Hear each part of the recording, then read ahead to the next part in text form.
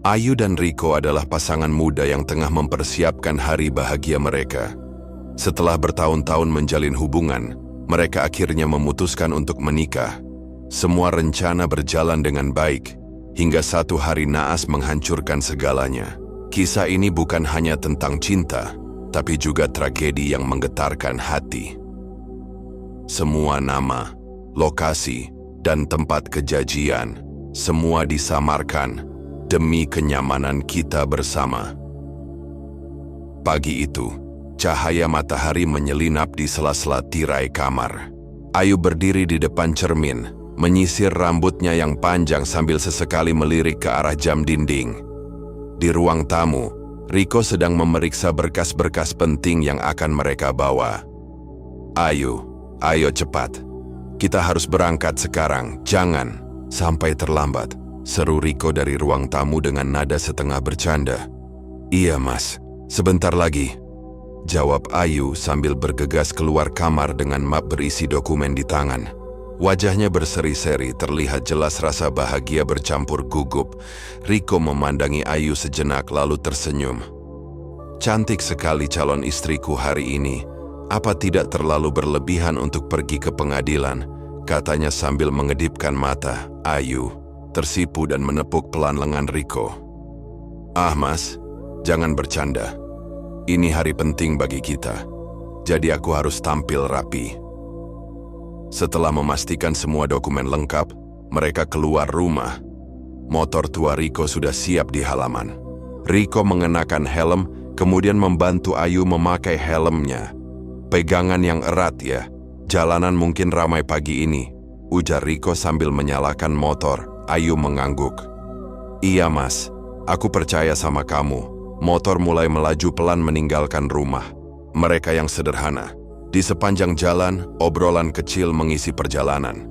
Mas, nanti kalau semua selesai kita makan di tempat favoritku ya. Ayu meminta dengan nada manja.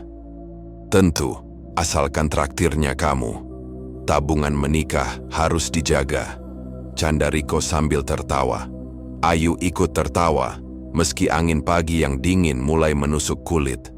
Perjalanan itu terasa menyenangkan, seperti langkah awal menuju masa depan yang mereka dambakan. Namun di kejauhan awan gelap mulai mengumpul, seolah memberi tanda bahwa sesuatu yang tak diinginkan tengah mendekat. Motor Riko melaju di jalan yang berkelok-kelok, membelah perbukitan dengan pemandangan yang indah. Pohon-pohon tinggi berjajar di sepanjang jalan, memberikan nuansa alami yang menenangkan.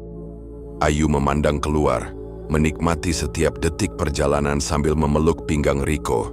Mas lihat, indah sekali ya pemandangannya, ujar Ayu dengan nada kagum. Riko mengangguk, sesekali menoleh ke arah Ayu sambil tersenyum. Iya, ini salah satu alasan kenapa aku suka rute ini. Kita bisa menikmati perjalanan sambil menghirup udara segar. Namun langit yang tadinya cerah perlahan berubah. Awan kelabu mulai berkumpul menutupi sinar matahari. Angin dingin berembus lebih kencang, membuat daun-daun kering di sepanjang jalan berterbangan. Aku rasa hujan akan turun, Ayu berkata sambil menatap langit yang semakin gelap. Riko melirik langit sekilas, lalu menenangkan Ayu. Tenang saja, kita pasti sampai sebelum hujan. Pegangan yang erat, jangan sampai terjatuh. Ayu mengeratkan pegangannya, merasa sedikit cemas. Semoga jalanan tetap aman mas, aku tidak mau kehujanan di tengah jalan. Motor terus melaju di jalan perbukitan yang menanjak, sesekali terguncang oleh kondisi aspal yang tak rata. Riko tetap fokus, matanya awas memperhatikan jalan. Di sisi kanan, jurang kecil terlihat menganga, membuat Ayu semakin berhati-hati. Mas, hati-hati ya, jangan terlalu ngebut, ucap Ayu. Nada suaranya terdengar sedikit khawatir. Iya, aku tahu. Kamu jangan khawatir. Selama ada aku, kamu pasti aman, balas Riko sambil tersenyum kecil, mencoba menenangkan. Langit semakin gelap dan angin bertiup lebih kencang, membuat perjalanan yang awalnya menyenangkan kini terasa menegangkan. Meski begitu, tekad mereka untuk sampai di kantor pengadilan tetap tak tergoyahkan. Kita sudah hampir sampai, Riko berkata. Suaranya mengalahkan desiran angin yang semakin nyaring. Setelah menempuh perjalanan yang cukup menegangkan, akhirnya Riko dan Ayu tiba di kantor pengadilan. Bangunan tua dengan arsitektur klasik itu berdiri megah di tengah kota, memberikan nuansa formal namun hangat. Di pintu masuk, seorang petugas keamanan tersenyum menyapa mereka. "Selamat pagi. Ada yang bisa saya bantu?" tanya petugas ramah itu. "Pagi, Pak. Kami ingin mendaftarkan surat untuk pernikahan," jawab Riko sambil memberikan senyum sopan. "Silakan masuk. Loket pendaftaran ada di sebelah kanan," petugas itu menjelaskan sambil menunjuk arah. Mereka melangkah ke dalam gedung, melewati beberapa orang yang sedang mengantri di loket-loket lainnya. Ayu menggenggam map dokumen dengan erat, sedikit gugup, namun bersemangat. "Mas, aku deg-degan. Apa semuanya sudah lengkap? Jangan sampai ada yang tertinggal," bisik Ayu, suaranya setengah bergetar. Riko menepuk pundak Ayu lembut. "Santai saja, Yu. Semua dokumen sudah aku cek berkali-kali tadi pagi. Percayalah, semuanya akan lancar." Di loket pendaftaran, seorang petugas wanita menyambut mereka dengan ramah. "Selamat pagi, ada yang bisa saya bantu?" "Pagi, Bu. Kami mau mendaftarkan surat pernikahan," jawab Riko sambil menyerahkan map berisi dokumen. Petugas itu memeriksa dokumen dengan teliti. Matanya bergerak cepat dari satu lembar ke lembar lainnya. Setelah beberapa menit, dia tersenyum dan mengangguk. "Semua dokumen sudah lengkap. Prosesnya akan segera kami urus. Silakan duduk sebentar di ruang tunggu." Mereka duduk di kursi kayu yang berjajar di sudut ruangan. Ayu menghela napas lega, wajahnya kembali cerah. "Alhamdulillah, satu langkah lagi menuju hari bahagia kita," ucapnya sambil tersenyum. Riko menggenggam tangan Ayu erat, menatap matanya dengan penuh ketulusan. "Aku janji akan selalu membuatmu bahagia, Yu. Tidak peduli apapun yang terjadi, aku akan ada untukmu." Ayu tersenyum kecil, matanya mulai berkaca-kaca. "Mas, aku bersyukur punya kamu. Semoga semuanya berjalan lancar sampai hari itu tiba." Setelah menunggu beberapa saat, petugas kembali dengan berkas yang sudah selesai diproses. "Ini surat pengajuan. Kalian tinggal menunggu jadwal yang ditentukan," jelas petugas.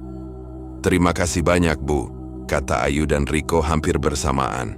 Mereka meninggalkan kantor pengadilan dengan hati yang ringan, merasa satu langkah lebih dekat dengan mimpi mereka.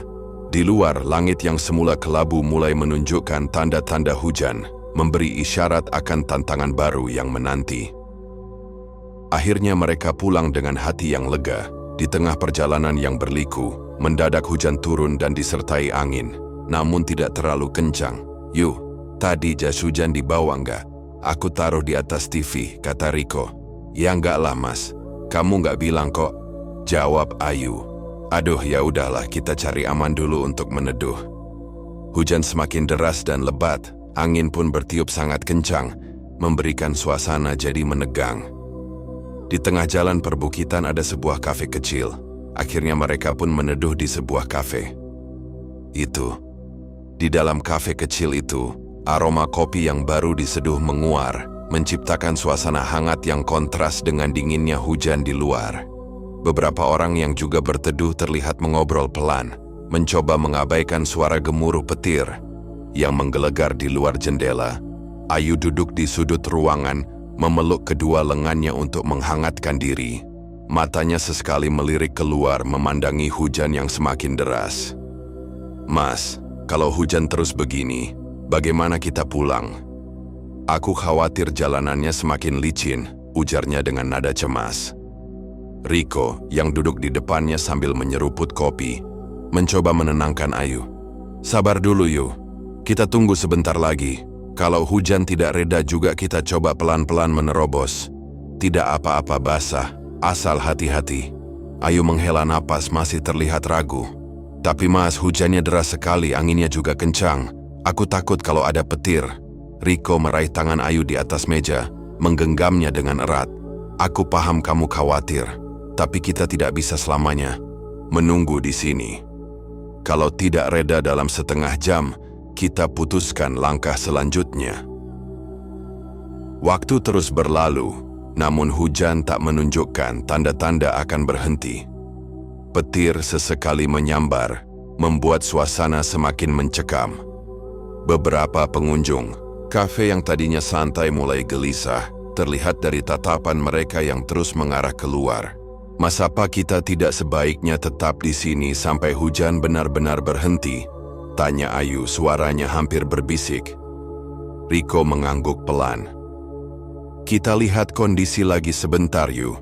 Kalau benar-benar tidak memungkinkan, kita tunggu saja di sini. Meskipun lama, keselamatan lebih penting. Ayu tersenyum tipis, meskipun rasa khawatir di hatinya belum sepenuhnya hilang. Dia tahu Riko selalu memprioritaskan dirinya, dan itu membuatnya merasa sedikit lebih tenang di tengah suasana yang mencekam. Sementara itu, di luar, angin membawa suara desiran pohon yang seakan berbisik akan datangnya sesuatu yang lebih besar. Hujan tak kunjung reda dan meski ragu, Riko memutuskan untuk melanjutkan perjalanan. Motor yang mereka kendarai menembus hujan lebat. Dengan lampu sorotnya berusaha menerangi jalan yang semakin gelap. Angin yang kencang membuat perjalanan terasa lebih berat. Aku tidak yakin ini keputusan yang tepat, Mas. Ujar Ayu sambil memeluk pinggang Riko erat. Kita harus mencoba. Kalau tidak, kita bisa terjebak di sini lebih lama. Jawab Riko sambil terus fokus pada jalan. Setelah beberapa kilometer, tiba-tiba mereka berhenti mendadak. Di depan mata mereka, jalanan tertutup oleh tumpukan tanah yang longsor dan pohon tumbang. Tanah longsor itu telah memutus akses mereka.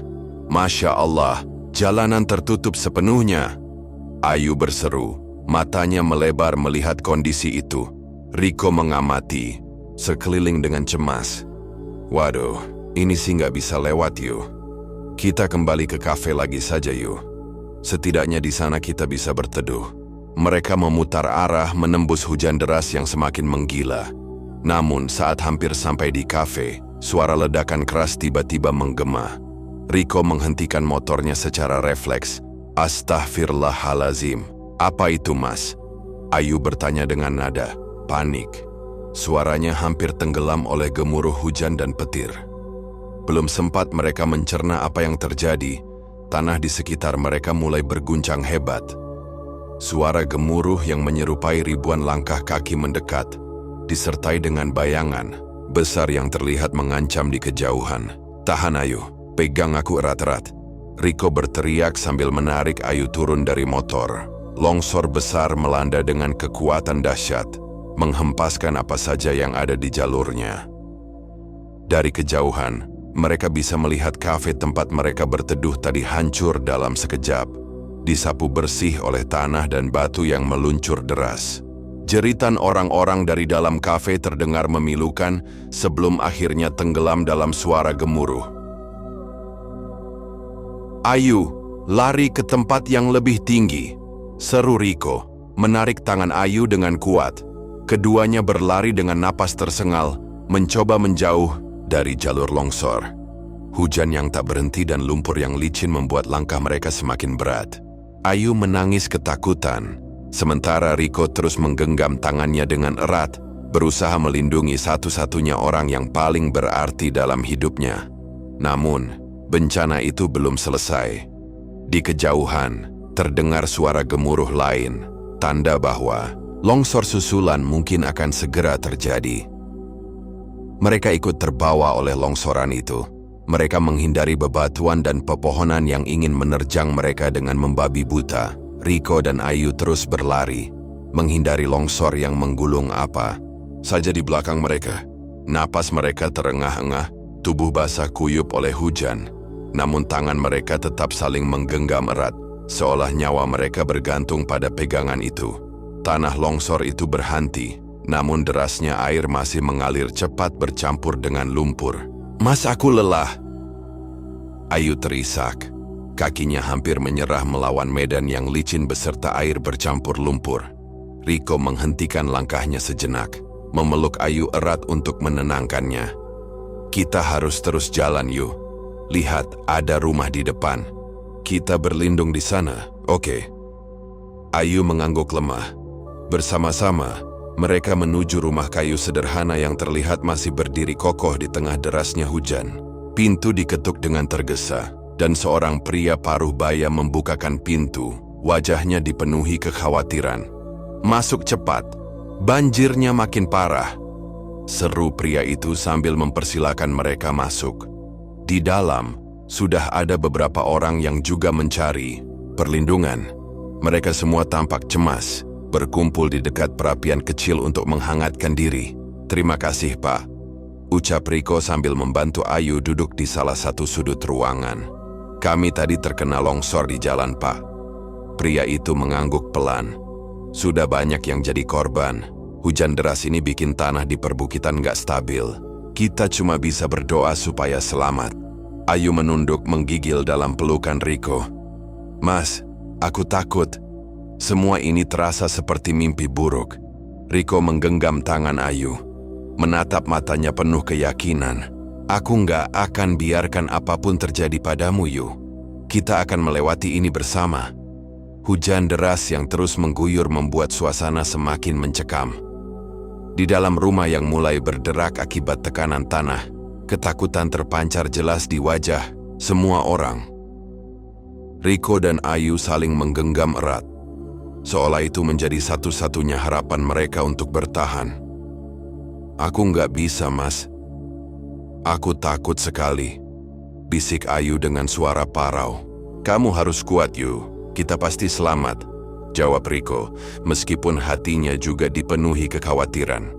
Namun, harapan itu runtuh ketika terdengar suara gemuruh yang jauh lebih keras daripada sebelumnya. Tanah berguncang hebat, membuat rumah kecil, tempat mereka berlindung bergetar hebat. Suara gemuruh itu terdengar dari arah bukit, lebih dahsyat dan lebih menakutkan dari sebelumnya. Semua orang di dalam rumah terdiam, napas mereka tertahan. "Astaga, itu longsor lagi!" Salah satu warga berseru panik sambil menunjuk ke luar jendela. Tanah di sekitar rumah mulai bergetar. Barang-barang di dalam ruangan jatuh berantakan, dan jeritan. Orang-orang kembali memenuhi udara. "Kita harus keluar dari sini," teriak pria pemilik rumah. Mencoba membuka pintu, tetapi guncangan membuatnya kesulitan. Riko menarik Ayu berdiri. "Ayo, Yu. Kita nggak bisa diam di sini." Namun, sebelum mereka sempat melangkah keluar, suara gemuruh semakin mendekat, dan semuanya menjadi gelap dalam sekejap. Ayu hanya sempat memandang Riko dengan air mata yang mengalir deras sebelum tubuhnya lenyap di dalam gulungan tanah. Riko berusaha mengejarnya, tetapi kekuatan longsor lebih besar dari daya juangnya. Dalam hitungan detik, semuanya tenggelam dalam keheningan yang menyesakkan. Longsor besar itu telah menyapu bersih segalanya, meninggalkan tanah yang hancur lebur, tanpa menyisakan apapun di tempat mereka berlindung sebelumnya. Keesokan harinya, fajar menyingsing dengan getir. Hujan telah reda namun disertai kabut tipis di perbukitan, meninggalkan tanah yang basah dan aroma lumpur yang menyengat. Tim SAR bersama warga mulai menyisir lokasi longsor, mencari korban yang tertimbun. Suasana hening, hanya terdengar suara, kicauan burung dan panggilan lirih para relawan yang berharap menemukan tanda kehidupan. "Periksa area sebelah sana," perintah seorang anggota SAR sambil menunjuk tumpukan puing rumah yang hancur. Setiap penggalian membawa harapan dan duka. Beberapa korban ditemukan dalam keadaan tak bernyawa tertimbun oleh longsoran tanah. Seorang warga yang ikut membantu mengenali wajah salah satu korban.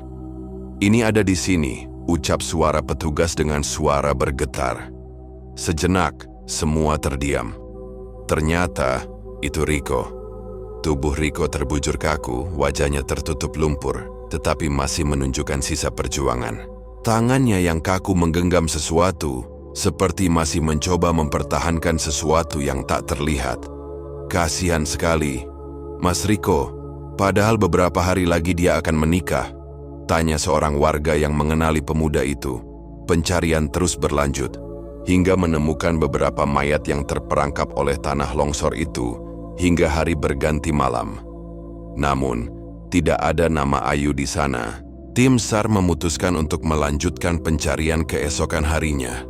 Ketika matahari pagi kembali menyinari lokasi bencana, tim SAR mulai menyisir area yang lebih jauh, termasuk aliran sungai di kaki bukit. Salah satu anggota tim yang menyusuri sungai tiba-tiba berhenti. "Ada sesuatu di sana," teriaknya, menunjuk ke arah tumpukan kayu dan lumpur di pinggir aliran air. Dengan cepat, beberapa anggota tim bergerak ke lokasi tersebut. Mereka menemukan jasad seorang wanita yang tersangkut di antara akar pohon dan bebatuan. Kondisinya mengenaskan. Tubuhnya penuh luka dan tergores oleh arus banjir bandang. "Wah, ini Ayu. Ini Ayu tetangga saya," bisik seorang relawan dengan suara parau. Berita penemuan jasad Ayu segera menyebar. Tangis pecah di antara kerabat dan warga yang berkumpul di lokasi. Tubuh Ayu dibawa dengan hati-hati, menambah deretan korban jiwa dari bencana yang tragis itu. Semoga mereka berdua tenang di sana. "Ini terlalu kejam," ucap seorang tetangga dengan mata basah, memandang jasad Ayu yang kini terbungkus kain putih. Hari itu menjadi saksi kesedihan yang mendalam. Sebuah kisah cinta yang berakhir dalam kepiluan tak terbayangkan. Matahari pagi bersinar, redup, seolah ikut merasakan kesedihan yang melingkupi desa kecil itu. Puluhan warga berkumpul di pemakaman, mengiringi perjalanan terakhir Ayu dan Riko. Tangis pecah di antara kerabat dan sahabat yang kehilangan mereka. Petugas pemakaman menurunkan peti ke liang lahat dengan penuh kehati-hatian. Doa-doa dipanjatkan dengan harap mengiringi kepergian mereka ke tempat peristirahatan abadi. Tetesan air mata jatuh tanpa henti, mengiringi lantunan doa yang terasa begitu pilu. Riko dan Ayu, mereka pasangan yang begitu bahagia, ujar seorang tetua desa sambil mengusap matanya yang basah. Semua ini seperti mimpi buruk. Mereka pergi terlalu cepat, tambah seorang warga lainnya. Namun, di tengah kesedihan itu, seorang pemuda tiba-tiba menghentikan langkahnya. Pandangannya tertuju ke sebuah bukit kecil yang tak jauh dari area pemakaman. "Pak, lihat itu. Ada yang aneh," ujar salah satu seorang anak berusia 9 tahun. Semua orang menoleh, mengikuti arah tangannya. Mereka bingung tidak melihat apapun yang ditunjuk anak itu. Itu Ayu dan Riko," seru anak itu dengan suara gemetar. Apakah itu benar mereka? Mungkin mereka ingin mengucapkan selamat tinggal, dan hanya anak itu melihatnya, bisik seorang pelayat dengan suara bergetar. Pemakaman selesai dengan penuh rasa duka, tetapi kehadiran bayangan Ayu dan Riko memberikan seberkas penghiburan. Meski tubuh mereka telah terkubur di tanah, cinta mereka tetap hidup di hati orang-orang yang mencintainya.